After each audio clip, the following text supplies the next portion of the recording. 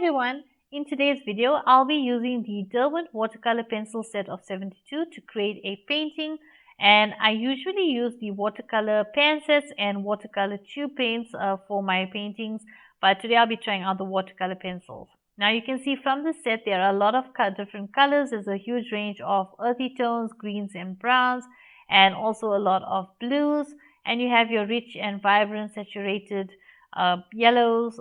We have a lot of pinks, oranges, purples. There's a lot of variety of colors, and you have enough variety to choose from. And I'll be using my watercolor sketchbook to create this illustration. Now this is not a very realistic drawing or painting. I just wanted to test out these pencils. Like I said, I've only used them once or twice in my artworks previously that I've done. I mostly use the watercolor pen sets and watercolor paint tubes when I am doing watercolor illustrations or paintings. So this will be an experiment for me as well to really get to work with the watercolor pencils and see how they work and what techniques work with them and what doesn't. So I've got a swatch of all the colors from the set, and I've left part of it dry, and I've also activated part of it with water just to assist me as I'm working on this piece, because it is going to be a gradient of different colors from one leaf to the next, and each leaf is also going to contain a variety of different colors.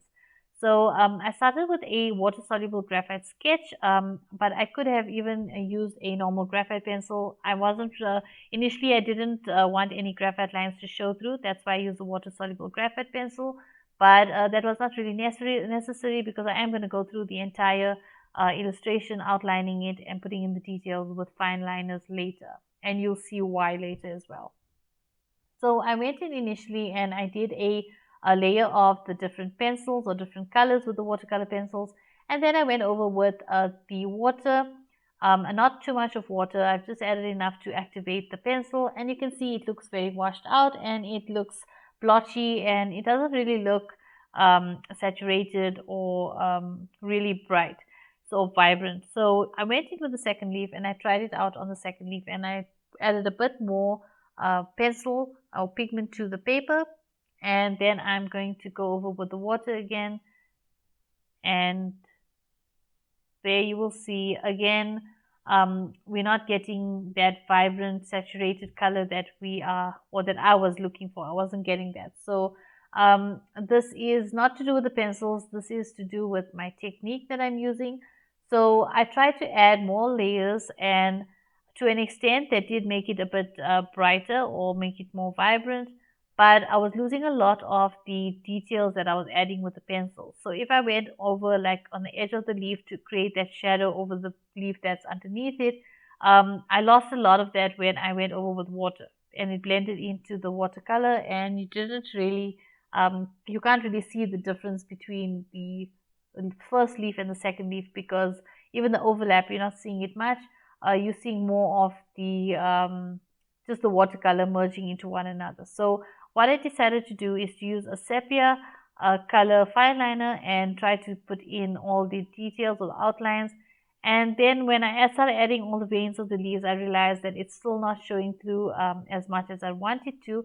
So I decided to go through with a black fine liner over the entire illustration and add all the details for the veins on each leaf, and that came through much better on the illustration, and it shows a lot when I start adding the watercolor, which you'll see later. Another thing that I also use the fine liner for is just to add some of the darker shadows or the various center lines on the leaves. I just wanted to add those as with a bit more definition, so I use the fine liner to achieve that.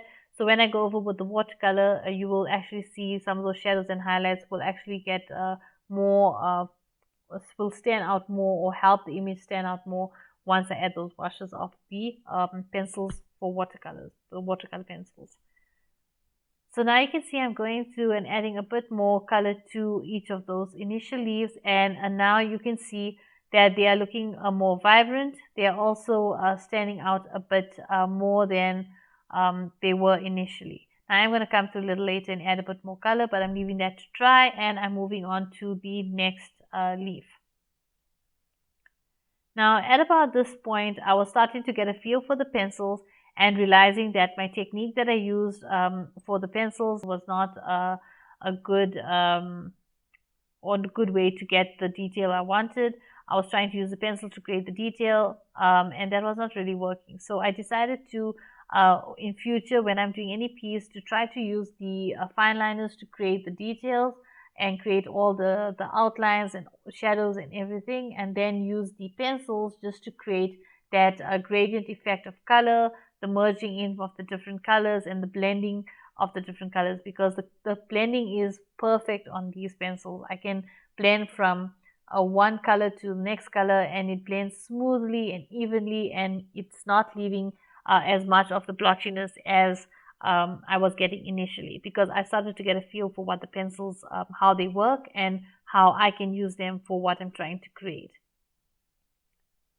So you see, after adding that purple to that second leaf that we did initially, it added a lot more vibrancy to the leaves. So as I'm working through the piece, you can see the color actually, as the gradient's going on, you can see it's becoming more saturated, more vibrant. I'm able to add textures with a dry watercolor pencil if I want, and not use the water to smoothen it out, or if I want to keep it as smooth as possible, I can use the water just to soften out all those harsh lines. But you can use the watercolor pencil over the initial washes just to create some texture to those leaves if you would like to do so. For any of your drawings that you do, if you're using watercolor pencil, you can use the pencil dry to create texture. It helps a lot to create texture with them.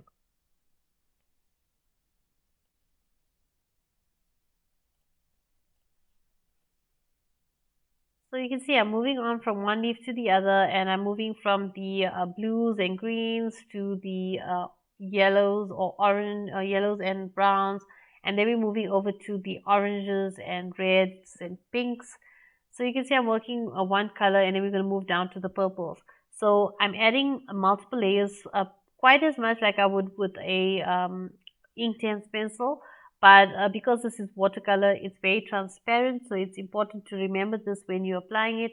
It's not exactly as you would use your watercolor paints, where you could keep them as thick as you want them to be and keep them more vibrant, or dilute them and have a more of a wash if you wanted to. So that's the difference I've seen with the paints compared to the pencils.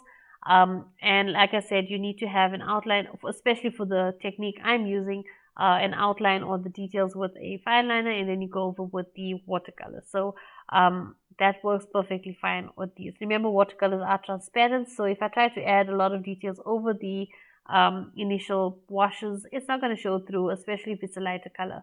And like I said, with the pencils, once you add a line, if I were to go over with water, I lose a lot of that details.